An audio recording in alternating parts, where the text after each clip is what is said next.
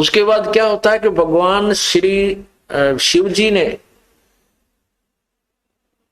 देखा कि पार्वती कहाँ है, कौन से कुंड में गिरी है, तो उन्होंने उसमें गिरते ही उन तुरंत ही उसको अधजली सी जल गई थी, लेकिन कंकाल शेष रह गए थे, उसको बाहर निकाल दिया था, बाहर पड़ी थी वो हड्डियां, अस्थियां शीघ्र ही बाहर निकाल दिया था, लेकिन वो जल चुकी थी, समाप्त हो गई थी, अस्थि अस्थि शेष थी।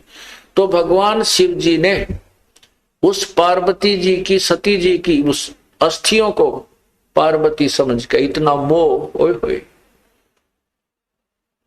काम क्रोध मोह लोभ अहंकार, लोभ मोह, ये मोह प्रमाण देते हैं मोह कितना प्रबल होता है। भगवान शिव ने उस पार्वती के कंकाल को, हड्डियों को सीने से लगाया ऐसे, और 10,000 वर्ष तक उनको लिए फिरता रहा जंगल में, इधर उधर, उसको पार्वती समझ के। ऐसे पागलों जैसा हाल हो गया भगवान शिव का। तब कहते हैं भगवान विष्णु ने सुदर्शन चक्कर मार के और पार्वती जी के कंकाल के टुकड़े टुकड़े किए कि जब तक ये टुकड़े टुकड़े नष्ट नहीं होगा शरीर, तब तक भगवान शिव का मोह इससे भंग नहीं होगा। तो जहां पर आंख गिरी, वहां जहां आंखों वाले स्थान योग गिरा हड्डी ही, वो तो नैना देवी बना दिया मंदिर। जहां पर धड़ गिरी वहां पर वैष्णो देवी का मंदिर बना दिया। ऐसे ये मंदिरों की स्थापना हुई। अब इसमें काफी सत्संग में बहुत सा निर्णय आपको मिलेगा। अब जैसे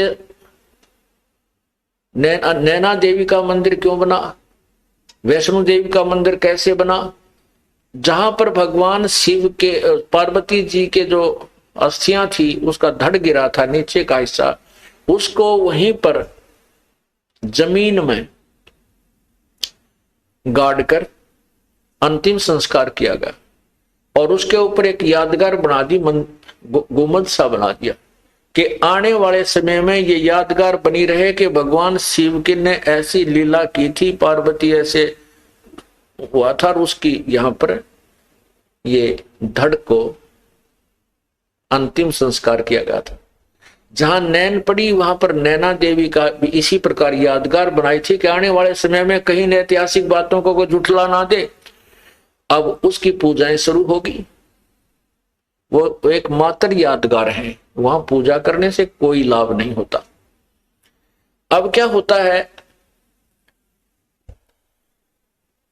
अब भगवान शिव का वो मोह भंग हुआ कि तू तो अस्थियां लिया फिर रहा था, ये तो पार्वती नहीं थी। फिर उसके मन में आया कि देख तेरे साथ कैसी समस्या ही कि एक वासना तेरे अंदर, जो काम रूप है, जो काम तेरे अंदर है, वासना है, स्त्री की इच्छा जो है, इसके कारण ही तो मैंने विवाह किया, और विवाह किया तो मेरे साथ धोखा किया, पार्वती ने मेरे से झूठ बोला, पीछे से जाकर उसने सीता का रूप बना। मैं सबसे प्रिय समझता था इसको कि ये मेरे सामने कभी झूठ नहीं बोलती, उसने मुझे धोखा दे दिया। तो क्यों ना ऐसा यत्न करूं कि मैं अपने इस विषय वासनाओं को, अपने रजोगुण को, अपने काम को समाप्त कर दूं तपस्या करके, मुझे भविष्य में स्त्री की आवश्यकता ही ना पड़ी। इस उद्देश्य से भगवान शिव ने 88,000 वर्ष तक तपस्या की, और कहते हैं कामदेव को नष्ट कर दिया। ये काल बड़ा चाल है, चालबाज है। उसने एक भेज दिया अपना ड्रामा करके, उसने कहा मैं कामदेव हूं, मुझे माफ कर दो, माफ कर दो। भगवान शिव ने उसको अपने त्रिशूल आदि से दृष्टि से नष्ट कर दिया कि मैं तुझे नष्ट कर देता हूं। अब भगवान शिव जी ने सोचा ले कट गया रो, कामदेव न मर गया, अब तू निश्चिंत हुआ। अब कुछ वर्षों के बाद काल भगवान को याद आई बात। कुछ वर्षों के बाद काल भगवान के मन में आया कि इस प्रकार जैसे आज भगवान इस शिव ने साधना करके और ये मान लिया है कि मैंने अपनी वासनाओं को नष्ट कर दिया, आने वाले समय में इसकी देखा देखी और भी कोई ना कोई ऐसे बैठ जाएंगे, और ये ऐसे बैठने लगे तो तेरा काम बंद हो जाएगा, क्योंकि संतान उत्पत्ति होगी नहीं, तू खाएगा कहां से। इसको ये चिंता और लगी रहती है। उसी समय रिमोट से, क्योंकि 21 ब्रह्मांड के जितने भी प्राणी हैं और जिनके हेड ऑफ द डिपार्टमेंट से, उन सब के रिमोट इसके हाथ में। तो इसने उसी समय अपने प्रेरणा से शंकर भगवान के मन में ये प्रेरणा पैदा कर दी कि कहते हैं जब सागर मंथन हुआ था तीसरी बार, उसमें एक अमृत का कलश निकला था, एक मदिरा का कलश निकला था। राक्षसों ने अमृत का कलश ले लिया था और भगवान विष्णु ने एक मोहनी, एक स्त्री का, सुंदर स्त्री का रूप बना करके और राक्षसों को अपनी तरफ आकर्षित करके, धोखा दे करके वो कलश बदल दिया था। शराब का तो उनको दे दिया था, अमृत का उठा लाए थे। तो उनके मन में आती है, भगवान शंकर के मन में ये आई कि उस समय भगवान विष्णु लड़की के रूप में, स्त्री के रूप में कितने सुंदर लग रहे होंगे। आज मैं चल के उनके पास, विष्णु जी के पास चल के उनसे प्रार्थना करता हूं कि आप अपना वो रूप बनाइए, दिखाइए मुझे जो आपने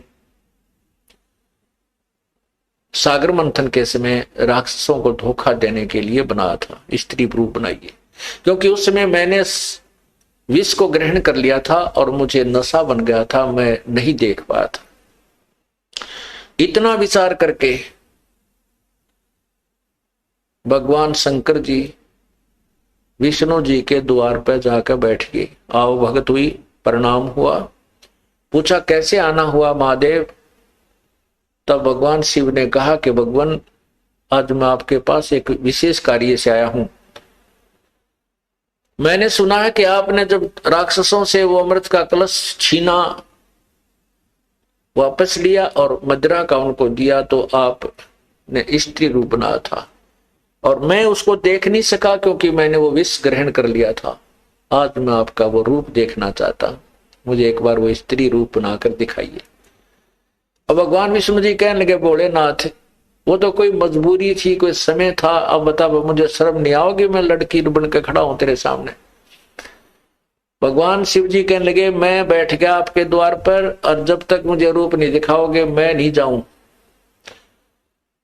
भगवान विष्णु को पता था कि ये भगवान तो भाई 88,000 वर्ष तक तप करके आए और यहां बैठ गया, ये उठे कोई ना मन माने 10,000 वर्ष तक, तो इससे भी पीछा छुटवाना आवश्यक है।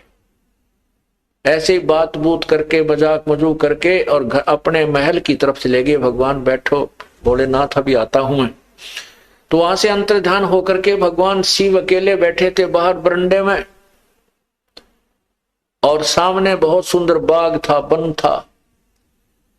थोड़ी सी दूरी पर भगवान विष्णु ने सुंदर लड़की का रूप बनाया, अर्धनग्न शरीर उसका, और भगवान शिव ने इधर देखा, कोई नहीं देख रहा तो उठकर चल भाग लिए उस लड़की के पीछे।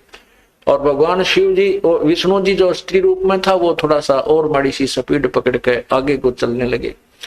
आखिर में भगवान शिव ने दौड़ के उसका हाथ पकड़ दिया। तब तक भगवान शिव की बहुत बुरी हालत हो चुकी थी, जो यहाँ वर्णन भी नहीं की जा सकती, उनके इतिहास में लिखा है। उसी समय भगवान विष्णु जी ने अपने विष्णु रूप बना लिया।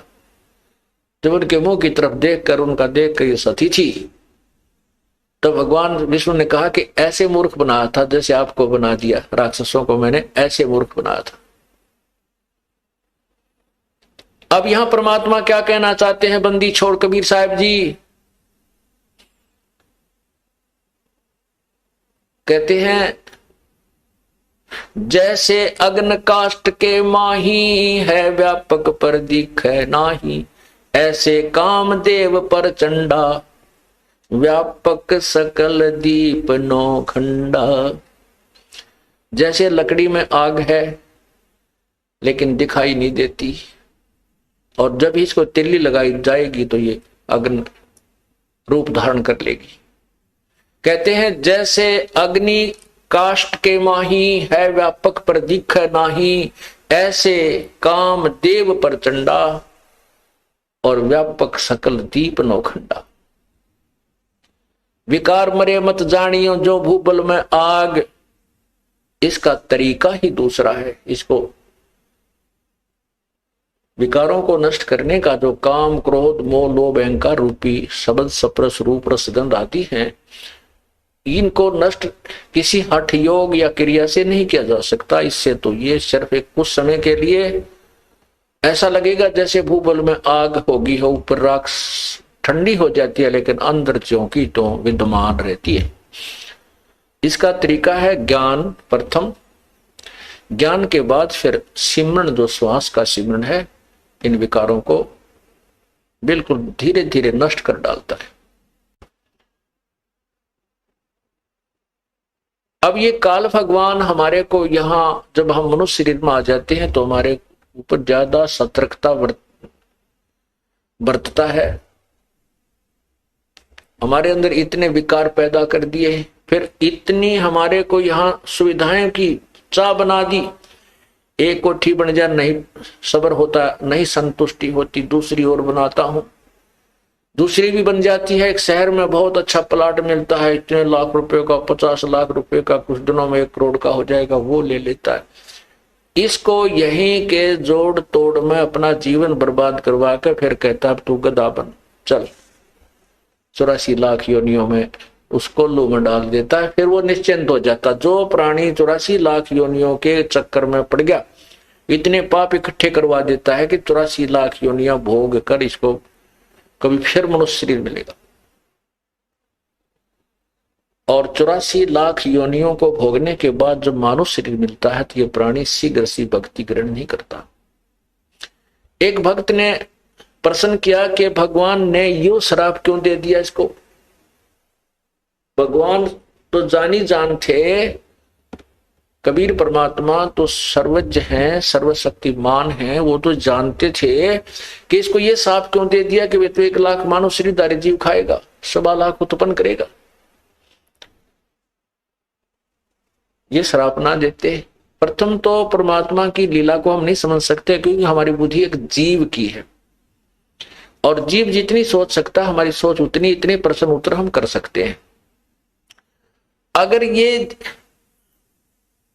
यदि परमात्मा इसको ये सजा ये नहीं देता, ये साफ समझो, चाहे इसके किए हुए कर्म का ये फल समझो, ये नहीं देता तो ये मनुष्य शरीर देता ही नहीं। और मनुष्य शरीर के बिना परमात्मा नहीं मिल सकता, हम भक्ति नहीं कर सकते। उस परमात्मा ने ये रहम किया हमारे ऊपर कि ये मनुष्य शरीर देना इसकी मजबूरी बन गई, और मनुष्य शरीर में परमात्मा आकर के हमें सद्बुद्धि दे करके, तत्व ज्ञान समझा करके, भक्ति करा करके वापस ले जा सकता है। इस प्रकार हमने, क्योंकि हम बालक हैं, अनजान हैं, अज्ञान हमने ग्रहण किया हुआ है, इसलिए हमारे मन में एक से एक उठपटांग प्रश्न आते ही रहेंगे। लेकिन कुछ एक प्रश्नों के हल हो जाने के बाद हमें समझ लेना चाहिए, बुद्धिमान को संकेत ही काफी होता है कि हमारी सोच बिल्कुल गलत है, और जो संत जी कह रहे हैं ये प्रमाणित हैं, ये बातें सारी ये सच्ची समझ लेना। क्योंकि समझदार को यही अपने इस शंका रूपी राक्षस को नष्ट करने का ये भी एक फार्मूला अपनाना चाहिए कि आज तक हमें कितना ज्ञान था और हम किन बातों को सत्य मान रहे थे, किन भगवानों को भगवान माने बैठे थे, सारी गलत पाई हमारी। तो आज जो संत जी जो बात बता रहे हैं, जो ज्ञान दे रहे हैं, वो परमात्मा का दिया हुआ है। हमारी बुद्धि बेशक से स्वीकार नहीं कर पा रही तो भी ये सत्य पावेगी। इस प्रकार भी अपनी शंकाओं को समाप्त कर देना चाहिए और भक्ति पर लग जाना चाहिए। क्या कहते हैं, यो सौदा फिर नाही रे संतो, ये सौदा फिर नाही, यो सौदा फिर नाही, यो सौदा फिर। लोहे जैसा ताव जात है, लोहे जैसा ताव जात है, काया दे सराई रे संतो, यो सौदा फिर नाही, यो सौदा फिर नाही रे संतो, यो सौदा फिर नाही। तीन लोक और भवन चतुर्दश, तीन लोक और भवन चतुर्दश, सब जग सौदे आई रे संतो, यो सौदा फिर नाही, यो सौदा फिर नाही रे संतो। दूने तीने किए चौगने, दुगने तिगने किए चौगने, किन्हू मूल गवाई रे संतो, यो सौदा फिर नाही, यो सौदा। उस दरगाह में मार पड़ेगी, उस दरगाह में मार पड़ेगी, यम पकड़ेंगे बाही रे संतो, यो सौदा फिर नाही, यो सौदा। नर नारायण देह पाय के, नर नारायण देह पाय के, तू फेर 84 जाही रे संतो, यो सौदा फिर नाही, यो सौदा। जा सतगुरु की मैं बलिहारी, जा सतगुरु की मैं बलिहारी, जो जामन मरण मिटाई रे संतो, यो सौदा फिर नाही, यो सौदा। जा दिन की मोहे डरनी लागे, जा दिन की मोहे डरनी लागे, लज्जा रेक नाही रे संतो, यो सौदा फिर नाही, यो सौदा फिर नाही रे संतो। कुल परिवार तेरा सकल कबीला, कुल परिवार तेरा सकल कबीला, मसलत एक ठराई रे संतो, यो सौदा फिर नाही, यो सौदा फिर, सौदा फिर नाही। बांध पिंजरी आगे धर लिया, बांध पिंजरी आगे धर लिया, फिर मरघट को ले जाही रे संतो, यो सौदा फिर नाही, यो सौदा फिर नाही रे संतो। अग्नि लगा दिया जद लंबा, अग्नि लगा दिया जद लंबा, फूक दिया उस ठाई रे संतो, यो सौदा फिर नाही, यो सौदा। वेद बांध फिर पंडित आए, वेद बांध फिर गुरुजी आए, पीछे गरुड़ पढ़ाई रे संतो, यो सौदा फिर नाही, यो सौदा। नरसेती तू पशुआ की जय, नरसेती तू पशुआ की जय, गद्दा बैल बनाई रे संतो, यो सौदा फिर नाही, यो सौदा। ये 56 भोग कहाँ मन बोरे, 56 भोग कहाँ मन बोरे, कित कुरडी चरणे जाई रे संतो, यो सौदा फिर नाही, यो सौदा।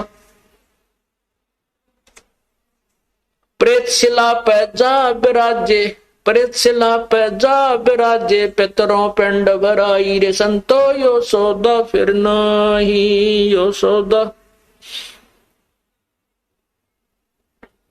बोर श्राद्ध खान को आए, बोर श्राद्ध खान को आए, काग बहे कलमाई रे संतो, यो सौदा फिर नाही, यो सौदा।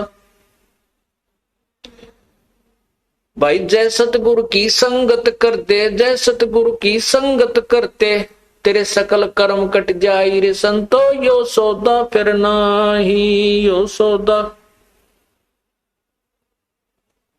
अमरपुरी पर आसन होते, अमरपुरी में आसन होते, जहां धूप न छाई रे संतो, यो सौदा फिर नाही, यो सौदा फिर।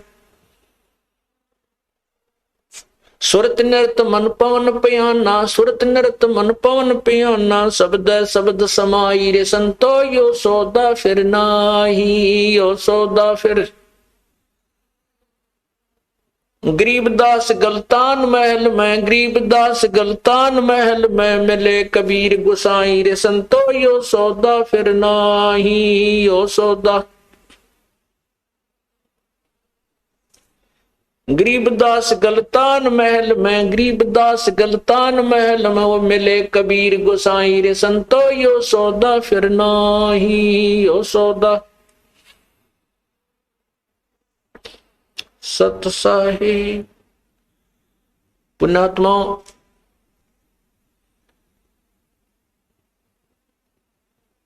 सत्संग एक ऐसा सथल होता है, ऐसा ये कॉमन प्लेस है, इसमें प्रथम कक्षा से लेकर के और अंतिम क्लास तक के पढ़ाई यही सामूहिक रूप से पढ़ाई जाती है। और इसमें पहली क्लास यानी प्रथम बार जो बच्चे आए हैं परमात्मा की, जो पुण्यात्मा आई है, उनको भी ज्ञान देना है, इस मार्ग पर को समझाना है। उनके लिए ये प्रथम ज्ञान जो है, इस शब्द के अंदर जो प्रथम क्लास में आते हैं उनको ज्ञान है, और साथ में जो चाहे अंतिम कक्षा में भी पढ़ रहे हैं उनके लिए भी ये एक विशेष प्रेरणात्मक है। क्योंकि जैसे हम प्रतिदिन वस्त्र पहनते हैं और चाहे हम बेशक कहीं धूल मिट्टी का कार्य भी नहीं करते हैं तो भी हमारे वस्त्र कुछ ना कुछ मैले शाम तक हो जाते हैं, पसीने से होते हैं या किसी और थोड़ी बहुत मिट्टी अवश्य लगती है।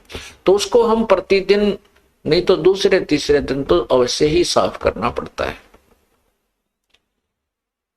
इसी प्रकार हमारे अंतःकरण के अंदर संसारिक व्यवहारिक बातों का कुछ मैल जमता रहता है, उनको साफ करने के लिए सत्संग रूपी सरोवर में और इस ज्ञान रूपी जो सिमरन रूपी जो साबुन इसमें लगता है, इन दोनों के योग से ये मैल आत्मा का अंतःकरण का प्रतिदिन होने वाला भी साफ करना पड़ता है। तो इसलिए ये जो ज्ञान है, ये शब्द आपको सुनाया गया है, इसको विस्तृत ढंग से आपके सामने इसका सॉल्यूशन करते हैं, समझाते हैं। ये सौदा फिर नाही संतो यो सौदा फिर नाही। कहते हैं आगे गए ना बावड़े, आगे गए ना बावड़े। बावड़े माने वापस नहीं आए इस घर में जिसमें आपके माता पिता या छोटा भाई बहन कोई भी किसी कारण से पति पत्नी की मृत्यु हो जाती है, वो लौट कर आपसे नहीं मिलते इस घर में, इस जीवन में। और जो शेष बचे हैं वो भी चले जाएंगे। आगे गए न बावड़े, रहते भी सब जाही, और बिन साहेब की बंदगी की ठौर ठिकाना नहीं। जैसे आपने सुबह के सत्संग में सुना था,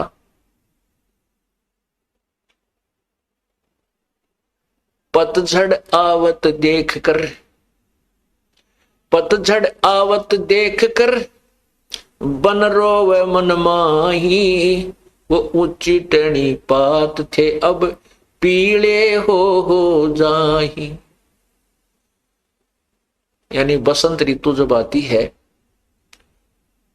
उसमें सभी पत्ते पीले होकर के, पूर्व वाले जो पत्ते थे वो सब पीले होकर के सूख करके जमीन पर गिर जाते हैं, और नई कोपलें तुरंत फूट आती हैं।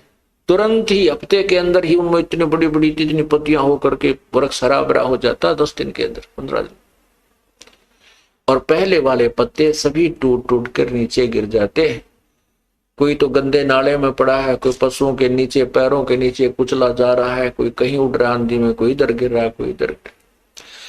तो ऐसे एक परिवार को समझाने के लिए वन वृक्ष और पत्ते का एक उदाहरण दिया प्रभु ने। कहते हैं पात झड़ता यूं कहे, सुन भई तरवर राय, अब के बिछड़े ना मिले ना जाने कहां गिरेंगे जाए।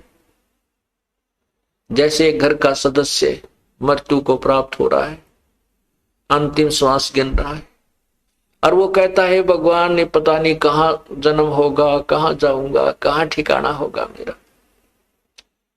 ऐसे उदाहरण देते हैं कि पत्ता गिरता हुआ वृक्ष से कहता है कि सुन भाई तरवर राय, अब के बिछड़े नहीं मिले ना जाने कहां गिरोगे जाए। तो उस पत्ते को सांत्वना देने के लिए पेड़ बोलता है, अर्थात जैसे कोई सदस्य शरीर छोड़ने को की स्थिति में आ चुका है, मृत्यु निकट आ गई है, वो दुखी होता है क्या होगा, मरूंगा। तो दूसरे समझदार बुद्धिमान व्यक्ति कहते हैं भाई यहाँ तो सभी ने मरना है, आप आज मर रहे हो, हमारा कल को नंबर है, यहाँ तो कोई रहना ही नहीं है। तो उसको सांत्वना मिलती है और वो शरीर अपना आसानी से छोड़ देता है।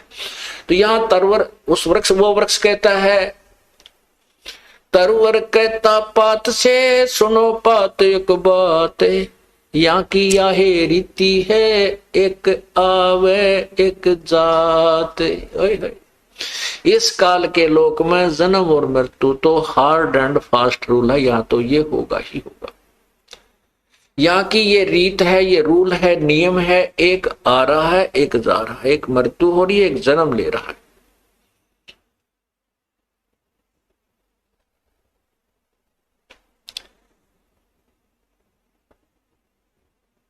बेटा जाया खुशी हुई, पुत्र उत्पन्न हो गया और थाली बजाया करते हैं। राजा लोग तो बैंड बाजे बनाकर बजा बजू का खुशी प्रकट करते हैं, गद्दा गद गद्दा गद सब खुशी मनाते हैं। भाई राजा का लड़का हुआ है, सारे शहर में खूब गाने बजाने होते हैं। और गरीब व्यक्ति का लड़का हो जाता तो अपनी थाली का डंडे मार कर अपनी खुशी प्रकट करा करता था। पड़ोसियों को पता हो जाता है भाई उनके कोई भाई बच्चा होने वाला था तो लड़का हो गया है। परमात्मा कहते हैं कि इन अज्ञानी लोगों ने, ऋषियों ने, महर्षियों ने हमारे को इतना मूर्ख बना रखा था कि जिसका लड़का नहीं है उस व्यक्ति का मोक्ष नहीं। और लड़के की कहाँ आवश्यकता पड़ती है? श्राद्ध निकालने में। लड़के की आवश्यकता पड़ती है अंतिम संस्कार करने में। इसलिए पुत्र नहीं है तो उसकी गति नहीं, बहुत तेरा गजब हुई। लेकिन ऐसा नहीं है, ये तो काल का व्यवहार है। उस परम पिता के दरबार में, उस परम पिता के मार्ग में ऐसा नहीं है। लड़के और लड़की में कोई अंतर नहीं है। और सभी यहाँ काल की जेल में हैं। हमने यहाँ से मोक्ष करवाना है, उसकी मोक्ष की विधि अलग है। अब जैसे श्री कृष्ण कहते हैं श्राद्ध अवश्य निकालने चाहिए, श्राद्ध निकालने से उसका मोक्ष होता है, नहीं तो उसकी गति नहीं होती। अब श्री कृष्ण जी के सामने सारे यादव मर गए, बेटा वीर, बेटे वीर, पोते भी, पोते भी, सारे मर गए और कृष्ण जी भी मर गया। उनकी किसने श्राद्ध निकाले? भाई घर वाले नहीं काटे तो उनका श्राद्ध नहीं माना जाता, बेटे बिना श्राद्ध नहीं होता। तो किसने किया फिर उनका? वो तो रह गए मोक्ष के बिना। तो इस प्रकार पुण्यात्माओं ये हमें भ्रमित किया हुआ था। तो अब हम उसी विषय पर चलते हैं। बेटा जाया खुशी हुई, बहुत बजाए थाल, ये तो आना जाना लगा हुआ है ज्यों कीड़ी का नाल। साथी हमारे चले गए, हम भी चालन हारे, कोई कागज में बाकी रह रही, तात लगी है वारे। हमारे साथी चले गए, किसी की पत्नी गई, किसी का भाई गया, मृत्यु होगी। और कहते वो चले गए, हम भी चालनहार हैं, हम भी चलने वाले हैं, हमारी कोई कागज में बाकी रह रही है, यानी अभी हमारे सांस शेष रहते हैं। जिस दिन वो पूरे हो गए उसी दिन अपनी भी कड़च हो जाएगी। चलो इसलिए क्या कहा जाता है, यो सौदा फिर नाही रे संतो, यो सौदा फिर नाही। ये सौदा, ये मानुष जीवन, और इस मनुष्य जीवन के अंदर हमारे को, इस मनुष्य जीवन के अंदर हमारे को तत्व ज्ञान प्राप्ति और पूर्ण संत की प्राप्ति, पूर्ण भगवान का मार्ग मिल गया। और फिर भी हम भक्ति नहीं करते हैं तो हमारे जैसा नालायक नहीं। फिर हम इस काल के जाल में अगर रह गए, इन सुविधाओं को हम सुख मान बैठते हैं, तो फिर हमने कुछ नहीं समझा, ना ज्ञान सुना। अब क्या बताते हैं कि ये सौदा फिर ना ही संतो, ये मनुष्य जीवन का प्राप्ति होना बार बार नहीं होता। ये बहुत ही पुण्य कर्मों के संयोग से मानव शरीर मिलता है। और भी ज्यादा पुण्यकर्मी प्राणी जिनका अब इस समय में जन्म है। अब ये तत्व ज्ञान का प्रचार हो रहा है, इस तत्व ज्ञान का सूर्य उदय हो रहा है। अब इस समय में ये एक भक्ति काल बोलते हैं इसको, भक्ति काल, भक्ति समय, और ये बहुत समय तक चलेगा। अब जिसके जन्म होगा और ये मार्ग जिसको मिल गया उसका मोक्ष निश्चित होगा, यदि वो मर्यादा भंग नहीं करेगा, कानून नहीं तोड़ेगा, मालिक के नियमों को नहीं तोड़ेगा, तो वो पार होगा। तो कहते हैं ये मनुष्य जीवन का मिलना ये सौदा फिर नाही, संतो यो सौदा फिर नाही। ये लोहे जैसा ताव जात है काया देश राही। जिस प्रकार लोहे को गर्म कर दिया जाता है, लोहे को खूब गर्म करके उसको बाहर निकालता था कारीगर, और उसके ऊपर फिर तुरंत उसके ऊपर हथौड़े से घन से चोट मारता था, और उसका जो भी कोई पलटा चिमटा बनाना होता उसका बना लिया करता था। और यदि वो थोड़ा सा भी ठंडा हो जाए वो लोहा, तो उस पे से पूरे गणने से कूट लो, वो वस्तु नहीं बन सकती जिसके लिए वो गर्म किया गया था। और ठंडा हो जाने के बाद उस पर कितना प्रयत्न करो वो वस्तु नहीं बन सकती जिसके लिए वो सारा व्यवस्था जोड़ी गई थी। थोड़े से भी ताव में कमी आ जाने से वो वस्तु नहीं बन पाती। ये मनुष्य शरीर जब तक आपके पास है ये लोहा गर्म है, और इसके ऊपर ये राम नाम की चोट लग गई तो इससे मोक्ष प्राप्ति हो जाएगी, अन्यथा ये व्यर्थ है। फिर तो बांगा टेढ़ा बन जाएगा, कुत्ते गधे सुअर का मुंह लगेगा, भूंडा टेढ़ा पूरा, तो हम फिर बांगे टेढ़े हो जाएंगे। फिर क्या बताते हैं, तीन लोक और भवन चतुर्दश सब जग सौदे आही। यहां पर जैसे कोई साधना अच्छी करके गया वो स्वर्ग पहुंच गया, महास्वर्ग चला गया ब्रह्मलोक में, और वहां अपने पुण्यों को खा रहा है, वहां पुण्य समाप्त हो जाएंगे फिर वापस आएगा। ये सभी सौदा कर रहे हैं। तीन लोक और भवन चतुर्थ सब जग सौदे आही, और दुगने तिगने किए चौगने किन्हू मूल गवाही। जिन पुण्यात्माओं को पूर्ण संत मिल गए, उन संतों के बताए मार्गदर्शन के अनुसार वो अपनी क्रियाओं को करते हैं, दान करते हैं, सेवा करते हैं, सत्संग सुनते हैं, भगवान की भक्ति करते हैं, तो वो अपने इस श्वास रूपी पूंजी से, मनुष्य रूपी धन से को दुगने तिगने और चौगने कर रहे हैं। और जो इसी जैसे एक सेठ पैसे लेकर के 1 लाख रुपया दूसरे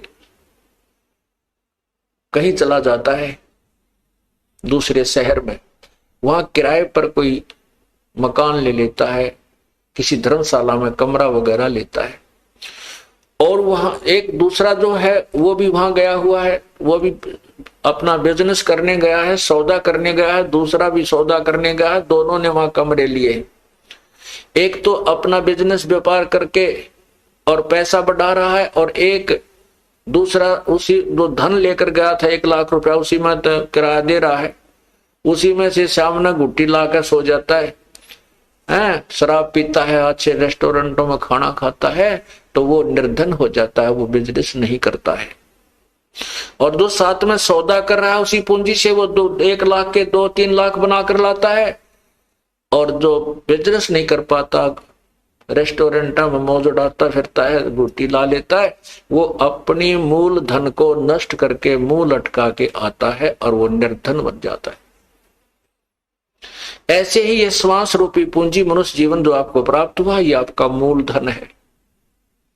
और जो पुण्यात्मा इसमें अपनी हिम्मत करके कोई साधना भक्ति कर रहे हैं, सत्संग में आ रहे हैं, दान कर रहे हैं, सेवा कर रहे हैं, ये इस मूल धन से दुगने तिगने और चौगने बढ़ा रहे हैं। और जो सत्संग में आते नहीं, इनको ज्ञान इन्होंने सुना नहीं और भक्ति उन्होंने की नहीं, वो अपने उस मूल धन की जो पूर्व जन्म की कमाई थी उसको वेस्ट कर रहे हैं, व्यर्थ कर रहे हैं। उसी में से अपने कार बना रहे हैं, कोठी बना रहे हैं, कार ले रहे हैं, घूटी ला रहे हैं, सिनेमा देख रहे हैं, ताश खेल रहे हैं, बकवाद गढ़ रहे हैं। वो फिर जब यहां से जाएंगे मुंह लटका कर जाएंगे।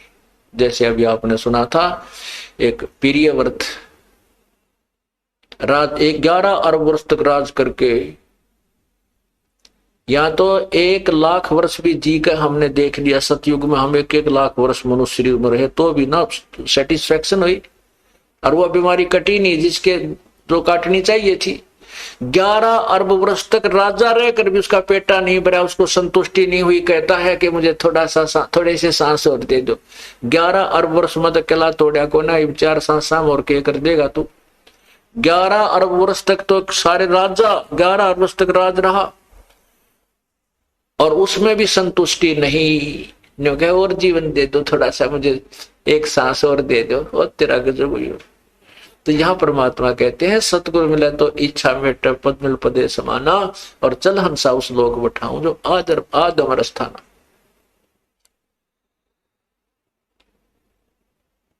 तीन लोक और भवन चतुर्थ सब जग सौदे आही, दुगने तिगने किए चौगने किन्हो मूल गवाही। फिर क्या बताते हैं,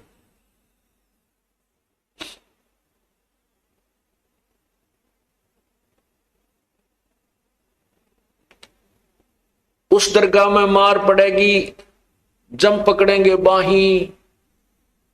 उस पर धर्मराज के दरबार में यम के दूत, जो यहाँ पर कोई सारी पृथ्वी का राजा है जिसने भक्ति नहीं की, वो अपना पिछले जन्म का जीवन ही व्यर्थ किया, उसने वही मलाई खाई है।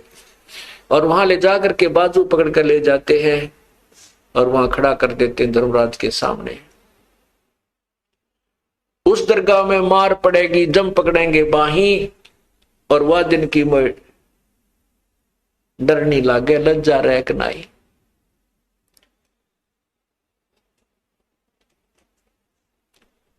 फिर क्या बताते हैं कि नर नारायण दे ही पातु फिर 84 जाही। इतना सुंदर शरीर भगवान ने अपने जैसा शरीर आपको दिया है। नर का जो शरीर है नारायण जैसा है, परमात्मा अपने ही जैसा है, अपने ही उनियार है, अपना सृजनहार हमरे ही उनिहार है, हमारा सृजनहार हमारे ही उनिहार, हमारे ही जैसा, हमारे जैसा मनुष्य जैसा शरीर का। लेकिन उनके शरीर के मटेरियल में अंतर है, हमारे में उनके शरीर में मटेरियल में अंतर है। उस परमात्मा का शरीर वो काया ऐसनाविरम 5 तत्वों से बनी काया प्रभु की नहीं है, हमारी 5 तत्वों से बनी है। जैसे एक सोने की मूर्ति हो, एक मिट्टी की, हम मिट्टी की मूर्ति है, प्रभु सोने का शरीर युक्त है। उनका शरीर समझो इतना तेज एक नूरी तत्व से बना है।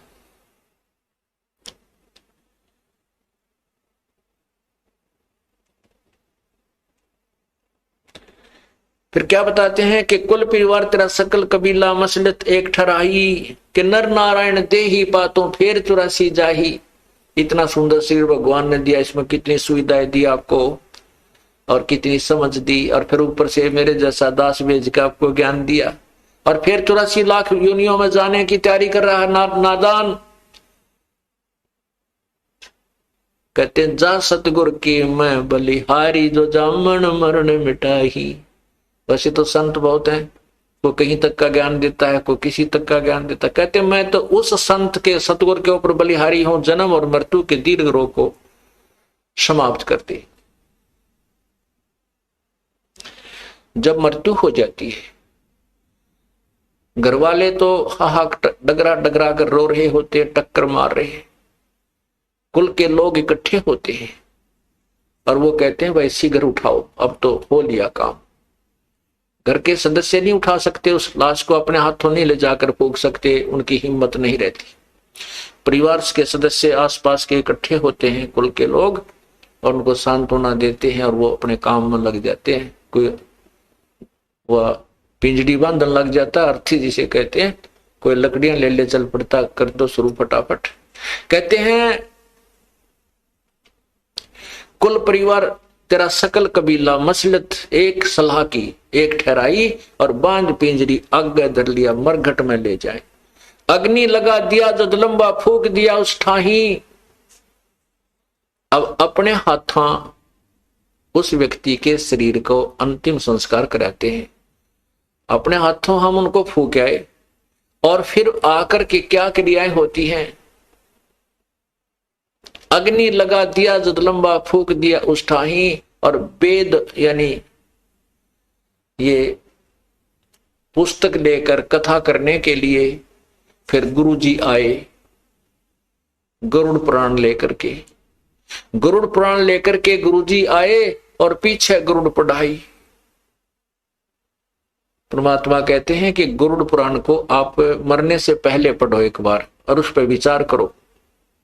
उसमें वो सब विवरण दे रखा है कि जो व्यक्ति भक्ति नहीं करते उनको यम के दूध पकड़ कर ले जाते हैं, ऐसे भयंकर रास्ते से ले जाते हैं। वो हाहाकार मचाते जाते हैं, उनको भूख लगती है। वहां पर जो पुण्यकर्मी प्राणी है वो पुण्य करके अपना भोजन आहार कर रहे हैं और उनको कोई पानी भी नहीं पिलाता है।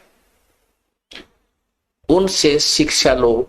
किसी ने ऐसा जुल्म किया था उसका बेटा मर गया, किसी ने ऐसा जुल्म किया था उसकी आंखें फूट गई, कोई ऐसा पाप करता था उसका हाथ कट गया। कहते उसके मरने के बाद ये शिक्षा पढ़ाने की क्या फायदा हुआ? वो जीवित था, जब वो जीवित था तो पढ़ाते। वो उस जो गरुड़ पुराण के लिखे हुए लेखों को पढ़कर सतर्क होता, बुराइयों से बच जाता, पाप ना करता। अब वो मर चुका है, उसकी तो जो भी आगे योनि मिलनी है, मनुष्य बनना है, पशु बनना है, पक्षी बनना है, वो तो तैयारी हो चुकी। और अब गरुड़ पुराण पढ़ाते हैं उसकी शांति के लिए। परमात्मा फिर क्या कहते हैं? वेद बांध फिर पंडित आए। वो गरुड़ पुराण लेकर के फिर पंडित आए, पीछे गरुड़ पढ़ाई। नरसेती तो पशुआ की जय गद्दा बैल बनाई, ये 56 भोग कहा मन भोरे की तकुरडी चढ़ने जाई। आज मनुष्य जीवन में हम कितना सुंदर आहार करते हैं, कितना मोहन भोजन करते हैं, नाना प्रकार के व्यंजन बनाते हैं। कहीं दही है, कि पकौड़े हैं, कि कहीं खीर है, दूध है, क्रीम मिल रही है, कई प्रकार की सब्जी, काजू, किशमिश, सेब, संतरे आए हैं। और एक परमात्मा की भक्ति ना करने से हमें क्या मिलेगा? गद्दा बैल बनाई। अब गधे के जीवन पर विचार करो पुण्यात्माओं। हम ये सोचते नहीं, हम इतने लापरवाह हो गए। अब मनुष्य शरीर प्राप्त करके हमारे मन में भी नहीं आती हम पशु पक्षी भी बन जाएंगे। हम ये सोचे अपनी नए मौज बनी रहेगी, नए काचे काटांगे। नहीं, ये तो भाई ये नहीं सदा, ये तो उनको मिलेंगे जो भक्ति कर रहे हैं। या तो पार हो जाएंगे, नहीं तो फिर उन्हीं को मानव शरीर मिलेगा। तो क्या बताना चाहते हैं कि 56 भोग कहा मन बोरे, फिर कुरडी चढ़ने जाई। एक परमात्मा का नाम इस जीभ से ना लेने से परमात्मा पशु जुनी दे देता है। वो बोल के ये नहीं बता सकता मुझे भूख लगी है, या सिर में दर्द है, पैर में दुख है, या प्यास लगी है, बोल नहीं सकता। परमात्मा कहते हैं जिव्या तो वाए बली, जो रटे हरि नाम, नहीं तो काट फेंक दियो यो मुख में भलो ना चाम।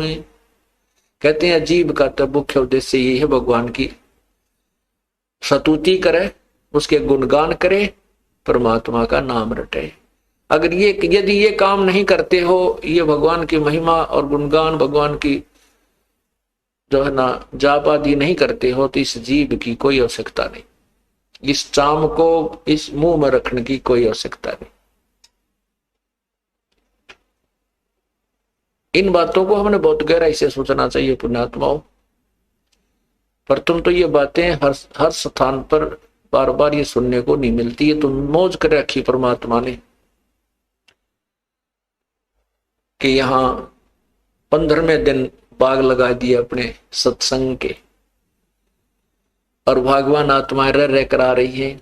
देख कितना दयालु है ये परमात्मा, अपनी प्यारी आत्माओं को पहले तो सुख देता है, दुखों को दूर करता है, और फिर इनको रुचि बनाता है कि ओहो देखिए पैसा मेरा वहां बर्बाद होना था, आज भगवान के पुण्य में लग रहा है। ये समय मेरा वहां हॉस्पिटल में लगना था या किसी और वहां लगना था, और आज परमात्मा के चरणों में आ रहा हूं।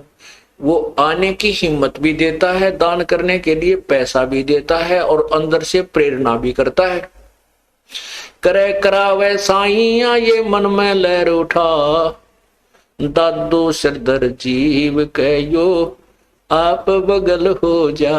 करे करावे साइया मन में लहर उठा, और दादू सरदर जीव के आप बगल हो जा। परमात्मा सामने नहीं आता कि मैं कर रहा हूं, नहीं, उधर से यहां बहुत से ऐसे प्रमाण आपको मिलेंगे। डॉक्टर ने कह दिया कि इसको 2 लाख रुपए लगेंगे, इसका ऑपरेशन होगा। और वहां ले जाइए पीजीआई के अंदर, पीजीआई में जाते हैं। एक बहन ने बताया कि मुझे गले में, अभी की बात है, मेरे को गले में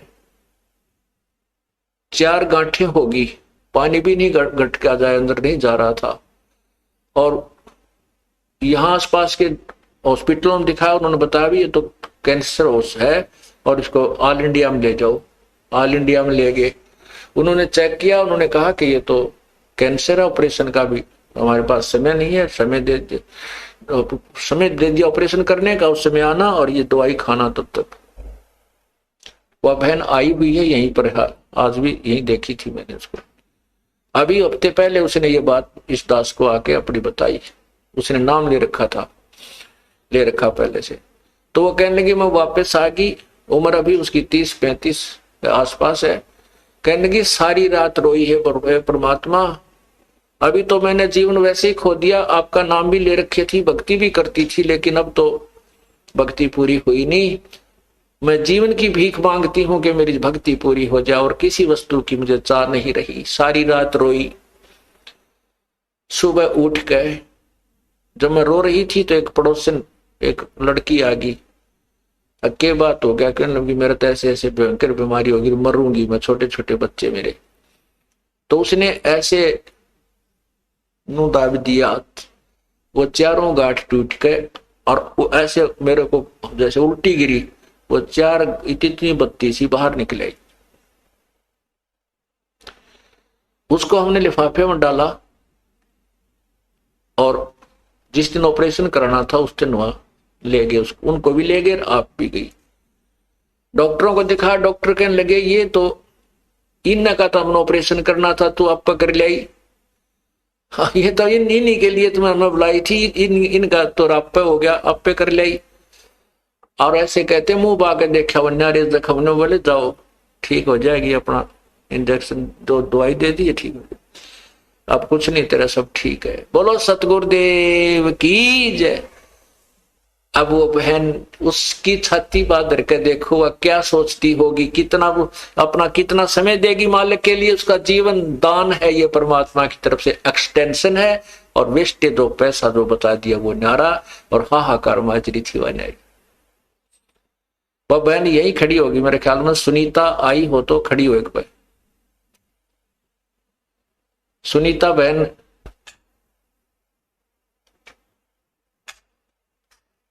वो चली गई होगी फिर।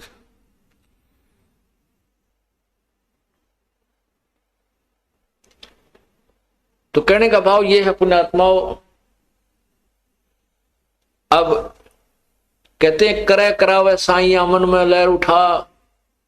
अब उस बहन की कितनी रुचि, दान में भी, सेवा में भी आगे खड़ी रहा करेगी, सत्संग भी सुनने आया करेगी कि मुश्किल से भगवान ने दोबारा जीवन दिया है। तो ऐसे ही ये परमात्मा हमारे जन्म मरण के रोग को जड़ से निकालेगा। तो क्या बताते हैं, नर से तीतू पशुआ की जय गद्दा बैल बनाई, ये 56 भोग कहाँ मन बोरे, कहीं कुरडी चरने जाई। ये 56 भोग कहाँ मन बोरे। पुण्यात्मा बहुत गहराई से सोचा करो इन बातों को जो आपको बताई जाती है। कोई शौक नहीं है, हम कह रहे हैं तुम सुन रहे हो, ये कहने सुनने तक नहीं रखना। ये बातें कहने सुनने की नहीं, ये कर पाड़ने की हैं। ये केवल सुनन तक सीमित नहीं रखना, इनके ऊपर कदम टू पॉइंट आपने चलने का प्रयत्न करना है। सहारा भी भगवान देगा, कबीर परमात्मा आपको सहारा भी देगा। हम उसी के सहारे से इस काल के साथ संघर्ष कर सकते नहीं। जीव के बस की, जीव की कोई औकात नहीं है। कहते हैं ब्रह्मा का आसन खिसा जब सुनी काल की गाज। यो काल जब दहाड़ता है, गरजता है, ब्रह्मा जैसे, ब्रह्मा विष्णु महेश जैसे के जो है ना, उसके आसन भी थर्राने लग जाते हैं। और अर्जुन जैसा योद्धा देखकर उस काल को कांप रहा था, तो बाकी किसके विषय में कहें कि इस काल से कौन सुरक्षित हो सकता है।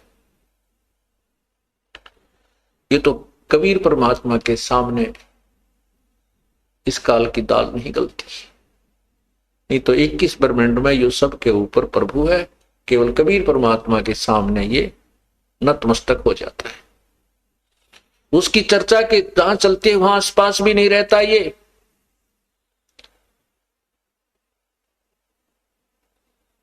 दादू साहब कहते हैं, केरी नाम कबीर का ये विषम काल गजराज, दादू भजन प्रताप से यो भाजे सुनकर आवाज। जैसे हाथी एक बहुत बड़ा शक्तिशाली जानवर है, ये तो समझो काल है, ये अन्य प्राणियों से तगड़ा है। और शेर के ऊपर केहरी परमात्मा कबीर साहब की जो शक्ति भक्ति और उसकी महिमा को समझो, ये बब्बर शेर है, केहरी है। और हाथी कितना तगड़ा हो और शेर एक दाड़ मार दे तो हाथी लीद कर देता है, इतना घबरा जाता है हाथी शेर की चिंगाड़ सुनकर, दहाड़ सुनकर। ऐसे ही कबीर परमात्मा के नाम से काल इतना भयभीत हो जाता है कि ये लीद कर जाता है, उस आसपास के क्षेत्र को छोड़ जाता है। ये सत्कर मानना। तो कहने का भाव ये है कि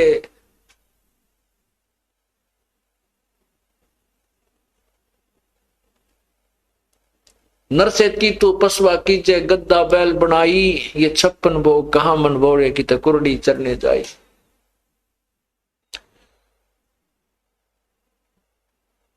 फिर क्या बताते हैं कि हम जो साधना करते थे और जो पूजाएं किया करते थे वो हमारी व्यर्थ थी। उन साधनाओं से क्या था, जैसे पिताजी की अस्थि उठाओ, माता जी की, भाई की, बहन की, जिसकी भी, उन अस्थियों को ले जाकर के गंगा में प्रवाह करवा के वहां पुरोहित होते हैं, उनसे क्रिया कराओ, तुम्हारे पिताजी का मोक्ष हो जाएगा, गति हो जाएगी। वो भी करवा दिया पिताजी की गति कराने के लिए, माता जी की गति कराने के लिए। उसके बाद क्या हुआ कि अब इसके जो है ना श्राद्ध निकालो, 13वीं करो, फिर 17वीं करो, महीना करो, फिर वर्ष छठा महीना करो, फिर वर्षी करो, किस लिए कि इसकी गति होगी। फिर कहते हैं अब श्राद्ध निकालो, इसकी गति हो जाएगी, श्राद्ध कर निकालो। परमात्मा कहते हैं रतरा गजब यो गति कराने लगे थे, कहां से और कहां जा छोड़ा। क्या कहते हैं, प्रेत शिला पे जा बिराजे पितरों पिंड भराई, बहुर श्राद्ध खान को आए काग भय कलमाही। अब श्राद्ध के दिन आओगे, आसोच लग जाएगा परसों चौथे। अब देखना, देखिए भगवान किसे बौले बना रखे हमारे कोई नादानों ने। जबकि आपको दिखाया था विष्णु पुराण में कि श्राद्धों में क्या लिखा है कि पितरा के श्राद्ध करे तो 2, 4, 8, 2, 4, 6 ऐसे कहते, 2 ब्राह्मण हो, 4 हो, 6 हो, 8 हो, इवन नंबर में। और पितरा के उसके करे, भूता के करे, प्रेतों के तो 1, 3 ऐसे 6 इस प्रकार, मतलब 5, 6 ना हो, 5, 7 जिस तो 2 से डिवाइड ना हो, इतनी संख्या के ब्राह्मण जमाने चाहिए। और फिर लास्ट में ये लिख रखा है कि एक योगी अगर 1000 ब्राह्मणों के सामने बैठा दिया जाए तो उन ब्राह्मणों का भी पेड़ा पार कर, यजमान का भी करे, तो फिर पुण्यात्मा आप जो है अब योगी हो गए हो। गीता जी में लिखा कि अर्जुन कि जब दूसरे अध्याय का 46वां श्लोक है कि अर्जुन जब नाना प्रकार के भ्रमित करने वाले, नाना भिन्न भिन्न प्रकार के भ्रमित करने वाले ज्ञानों से जब तेरी बुद्धि हटकर एक ज्ञान पर रुक जाएगी तब तो तू योगी होगा। तो ये तत्व ज्ञान सुनने के बाद जो भिन्न भिन्न प्रवृत्त करने वाले ज्ञानों से तेरी बुद्धि हट जाएगी तब तो तू योगी होगा, तब तो तू भगत सही बनेगा, तो फिर भक्ति प्रारंभ हो जाएगी। तो यहां लिखा है कि कोई योगी 1000 ब्राह्मणों के सामने एक योगी यानी तत्वदर्शी संत से प्राप्त नाम प्राप्त प्राणी उनको उनके सामने ला दिया जाए तो ब्राह्मणा का भी उद्धार करे, यजमान का भी, क्योंकि वो ज्ञान सुनाएगा, परमात्मा की यथार्थ कथा सुनाएगा, उस सच्चा ज्ञान बताएगा और परम संत के पास ले जाकर पूरे परिवार का भी और उन ब्राह्मणों का भी कल्याण करवाएगा, उनको ज्ञान समझाएगा, उनका बेड़ा पार करवा देगा। तो हम क्यों ना वो काम करें जो जिनसे हम अपने पितरों की मोक्ष चाहते हैं, उनसे वो मोक्ष भी ना होता उनका। अब देखो क्या होता है, क्या बताते हैं। अरे भोली सी दुनिया सतगुरु बिन कैसे सरिया, रे भोली सी दुनिया सतगुरु बिन कैसे सरिया। अपने लला के बाल उतरवावे, देखो कैंची ना लग जइया। एक बकरी का बच्चा लेके उसका गला कटैया, रे भोड़ी सी दुनिया सतगुरु बिन कैसे सरिया। कहते हैं एक बुढ़िया जाया करे गुड़गांव माड़ी पर या अपने इष्ट स्थान पर जहां जिसकी पूजा है कि लड़के या लड़की के बाल उतरवा काने, पहले जो बच्चा जन्म होता है वो सूचे बाल भगवान का चढ़ाने उस धाम पर चढ़ा कर आएंगे। और वहां जाते हैं, बुढ़िया अपनी पुत्र वधू को साथ ले जाती है और साथ में पोता या पोती होती है। वहां नाई बैठा होता है उस इष्ट धाम में बाल तारनिया काटनिया। तो बुढ़िया कहती है अपने उस नाई को, कह भाई नाई के देख पोता या पोती जो भी है मेरे बेटे या बेटी का कच्चा सिर से भाई सहज सहज कदे कैंची लाग जाए, देख रहे सहज सहज बाल काटिए। और फिर वहां मूर्ख बना रखा है उन अनजान लोगों ने, पुजारियों ने और गुरुओं ने कि माता के एक बकरा चढ़ा, तेरा बेटा बेटी सुखी रहेगा। अरे तेरा गजब भैया, अपने बच्चे की जीवन की सुरक्षा के लिए और दूसरे के जीवन को लेकर के वहां कटवा रही है। और अपने बच्चे को तो इतना प्यारा लगे तना कैची लगने का भी डर, और एक बकरी का बच्चा लेकर उसका गला कटवा दिया, उसको भेंट चढ़ा दिया उन मूर्खों के कहने से वहां पत्थर की बनाई हुई मूर्ति पर। और स्वाद करें वह पुजारी वहां बैठे जो बेकारे हैं, वो उन बकरों को मरे हुए को खावें। फिर कहने ऐसे लगे कि मारो मैं तुम्हें चढ़ा जाऊं, क्यों फिर उसने वो अपना गितौर बेचे, घने कट जाते, वह खराब हो जाता, वो सारे ने खा नहीं सकते मोटे पेटों वाले। तो इसलिए उन्होंने अपने हिसाब से समाज को गुमराह करते रहे। तो क्या कहते हैं कि वह बुढ़िया फिर क्या करती है, इतने बाल लेवेगी सरके को और वहां चढ़ाएगी मंदिर में।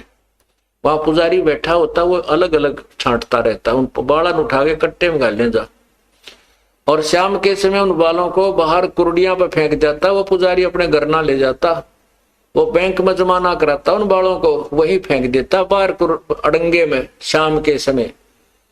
तो परमात्मा कहते हैं इन बालों को अपना ना आप काट कर अड़े फेंक दिया करो, कहीं नहीं जाना कि ठगवाने के लिए, इनसे कोई मोक्ष नहीं है। कहते हैं रे बोली सी दुनिया सतगुरु बिन कैसे सरिया, अपने लला के बाल उतरवावे देखे चीना लग जइया, और एक बकरी का बच्चा लेके उसका गला कटिया। रे बोली सी दुनिया, ये तो पाप इकट्ठा कर लिया, पुण्य कहां। फिर बताते हैं काचा पाका भोजन बना के माता धोकने गईया, और जिस माता ऊपर कुत्ता मुत्ता ओ क्यों ना मर गईया।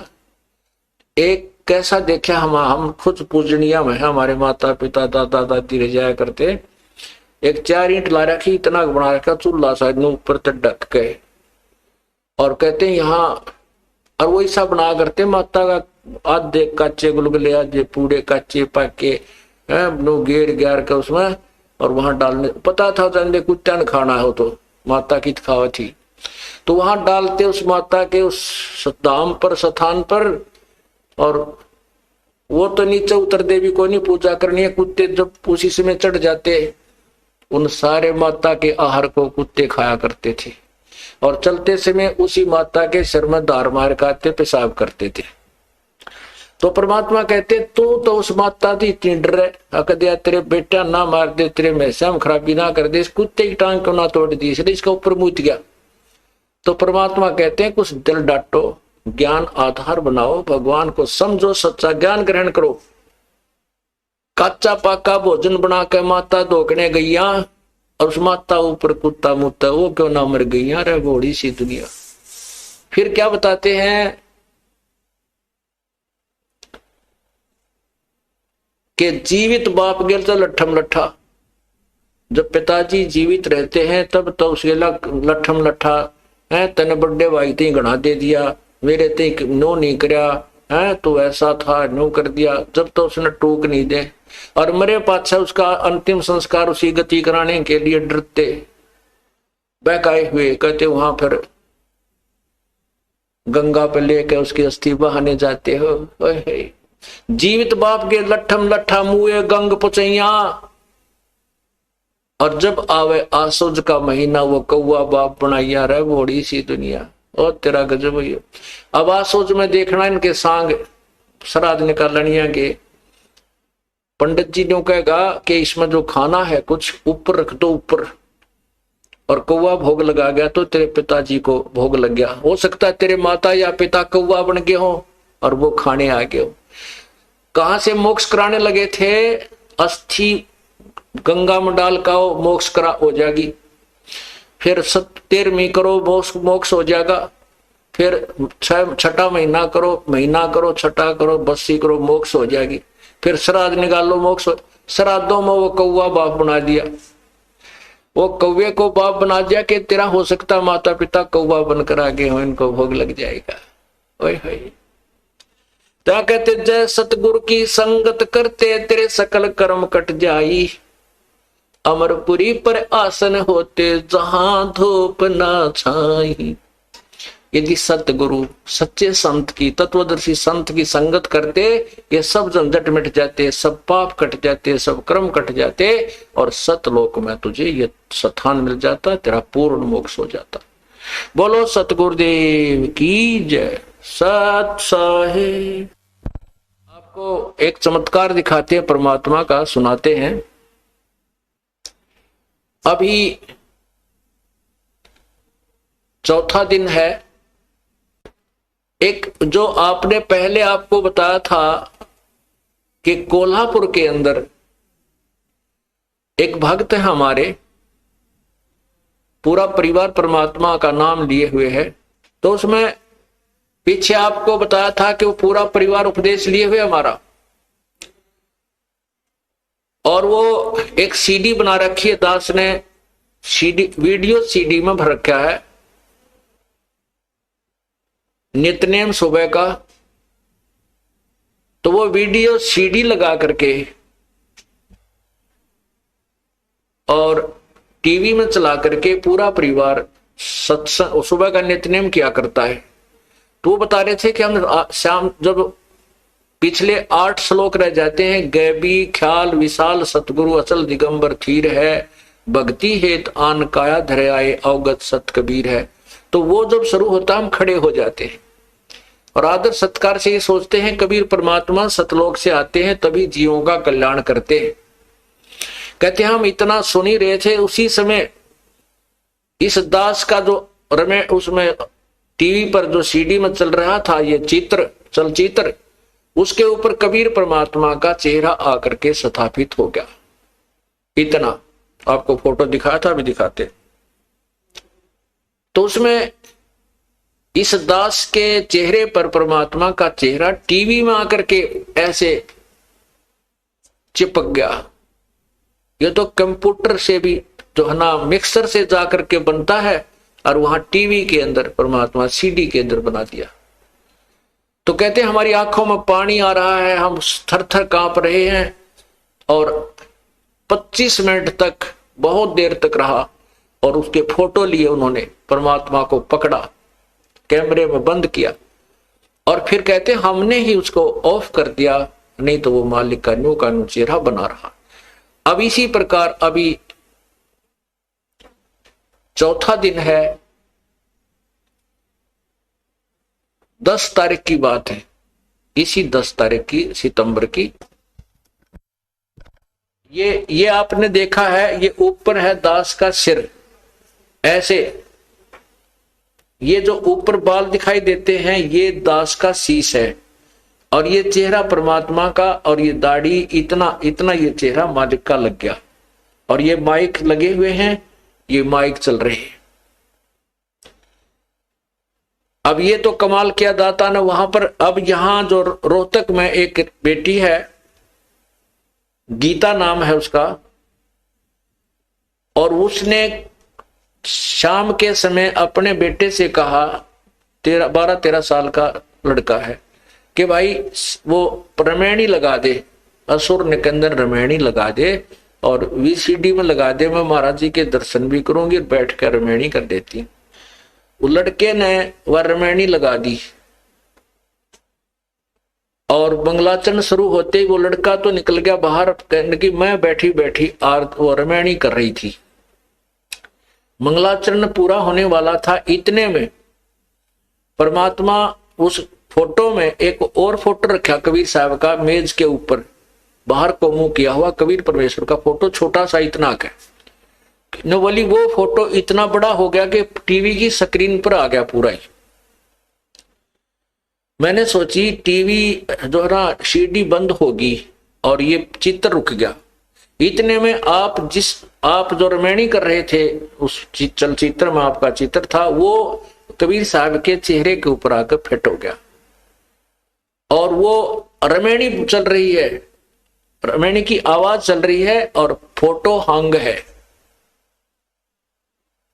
उसने उसी समय फोन किया हमारे भक्त बसंत जी के पास कि भाई ऐसे ऐसे कमाल हो गया, परमात्मा ने कमाल कर दिया और यहां से हो रहा है। महाराज जी से बात करा तो मेरे से बात हुई, ने बोली जी मैं क्यों कैसे दिखाऊं आपको, कमाल कर दिया, अनहोनी कर दी है, ऐसे ऐसे आपका चेहरा भगवान के चेहरे के ऊपर लगा हुआ है, रमैनी चल रही है और वो आवाज आ रही उसकी और फोटो डिट रहा है। मैंने कहा बहन ऐसे करो बेटी, उसका फोटो लो, परमात्मा ने पकड़ो, मालिक आए हैं तो प्रत्यक्ष होने लग रहे हैं, पकड़ो मालिक को, ठा जात मिल जाए तो कहने लगे जी हमारे मोबाइल में कैमरा को नहीं। वो लड़का भी बाहर निकल गया। फिर मैंने भगत से कहा किसी और भगत को संदेशा दे दो, वो आकर के फोटो ले ले। उसी समय पड़ोस में ही हमारे भक्त सतपाल का परिवार रहता, वो दोनों बच्चे लड़के, उनको संदेशा मिला। इतने में वो लड़का उस वाला आ गया, लड़की बेबे वाला, और कम से कम 10-15 मिनट की रमैनी 10 मिनट की रमैनी हो चुकी थी। उसने कहा अपने बेटे देख रहे हो परमात्मा की ने कैसी लीला कर दी। उस लड़के ने देखा तो वो बोली जा फटाफट जल्दी जा, उनको बुला के ला, दीपक और रितु को, और भाई इतना ऐसे कर, इसने तू पुश कर दे, रोक दे, यू कदे आवाज बंद कर दे। फोटो तो हंग था, आवाज चल रही थी, इसने आवाज को बंद कर दे, कहीं वो आवाज इतना बंद ना हो जाए, चित्र चला ना जाए।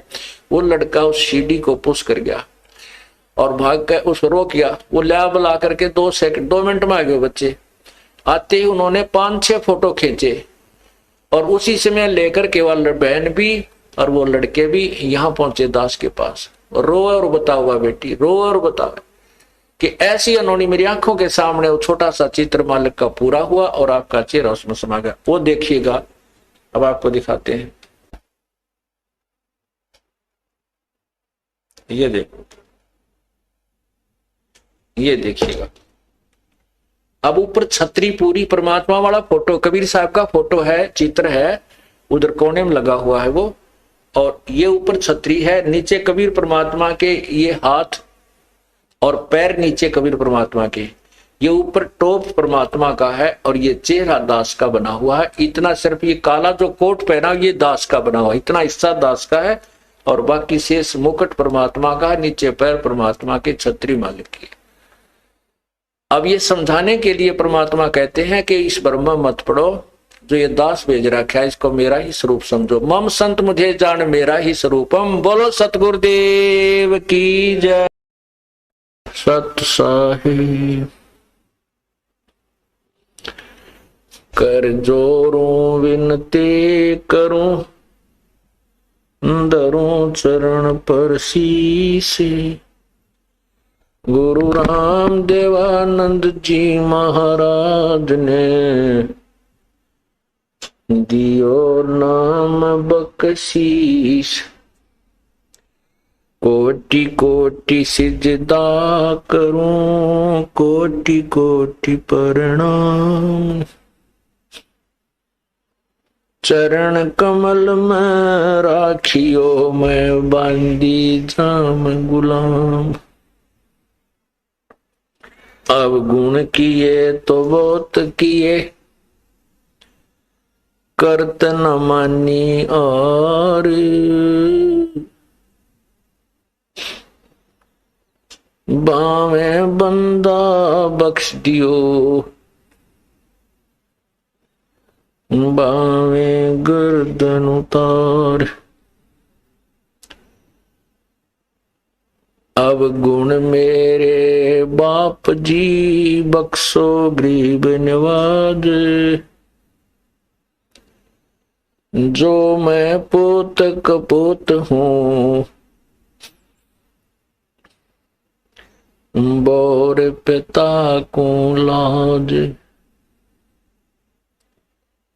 मैं अपराधी जन्म का, नक्सक भरे विकार। तुम दाता दुख भंजना, मेरी करो संवार। जय इब कै सतगुरु मिले, सब दुख आँखों रोय। चरणों ऊपर शीस धरूं, कहूं जो कहनी होय। गुरु जी तुम ना भूलियो, चाहे लाख लोग मिल जाए। हमसे तुमको बहुत है, तुमसे हमको नहीं।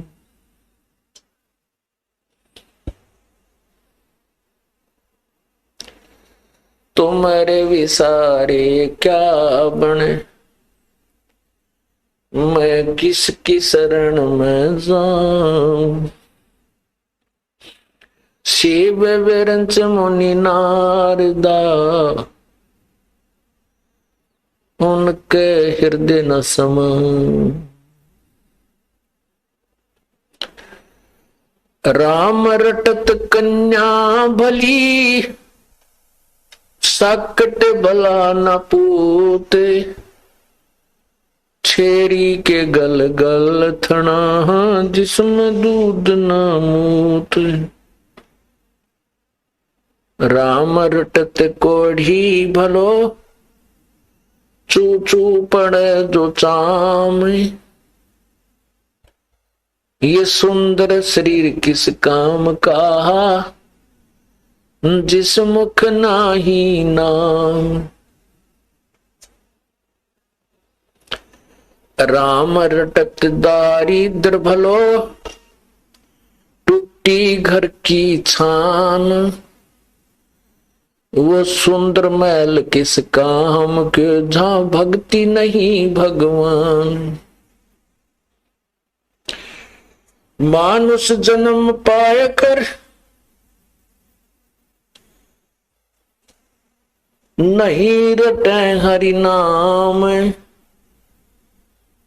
जैसे कुआ जल बिना फिर, बनवाया किस काम।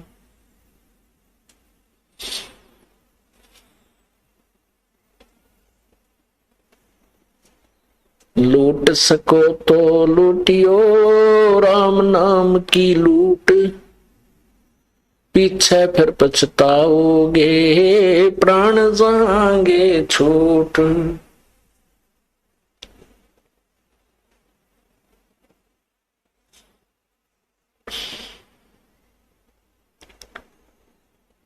जिन हर की चोरी करी, और गए राम गुण भूल। ते बेदना बागुल किए, रहे उर्द मुख झूल। मानुष जन्म दुर्लभ है भाई, मिले न बारंबार। जैसे तरवर से पत्ता टूट गिरे, वो बहुर न लगता डार।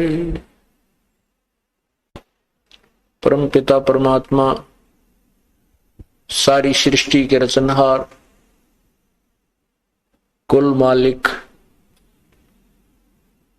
पूर्ण ब्रह्म, कबीर देव, कबीर परमेश्वर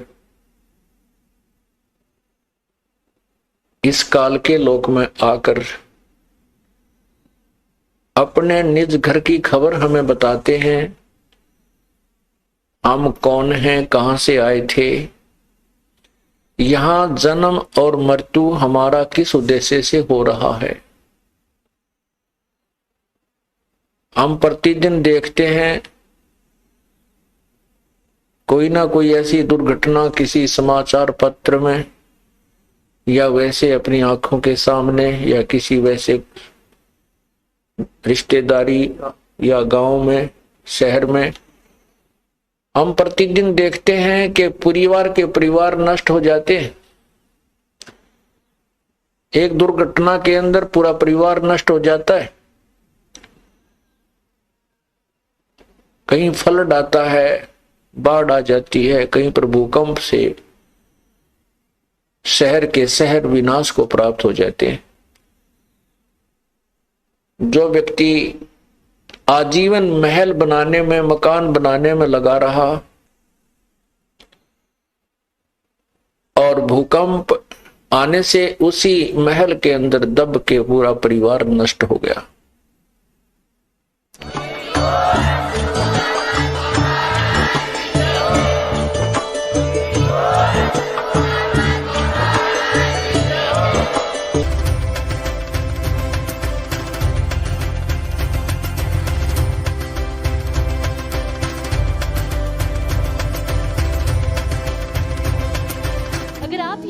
YouTube पर देख रहे हैं तो हमारे चैनल को सब्सक्राइब करें और बेल आइकन को दबाना ना भूलें। अगर आप Facebook पर ये वीडियो देख रहे हैं तो हमारे पेज को लाइक करें।